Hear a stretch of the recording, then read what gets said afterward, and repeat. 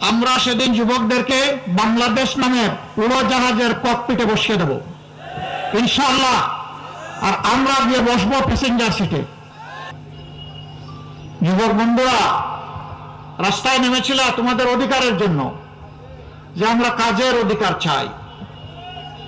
তোমরা কি মিছিল করে গিয়ে বলেছিল যে আমরা কারো কাছে বেকার ভাতা চাই? বেকার ভাতা দিয়ে আমরা আমাদের যুব সমাজকে অপমান করতে চাই না। আমাদের যুব সমাজ কারো কাছে বেকার ভাতা চায় না। আমাদের যুব সমাজ তাদের যোগ্যতা অনুযায়ী মর্যাদার কাজ তাদের হাতে পেতে চায়।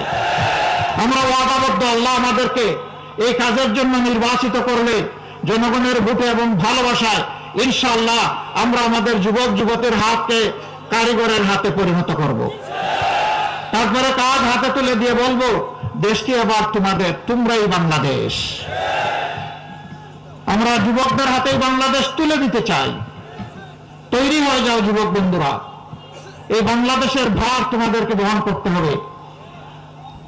বৈষম্যের বিরুদ্ধে, অন্যায়ের বিরুদ্ধে, দুর্নীতির বিরুদ্ধে, চাঁদাবাজির বিরুদ্ধে, মানুষ খুনের বিরুদ্ধে, মায়ের ইজ্জত যারা নষ্ট করে তাদের বিরুদ্ধে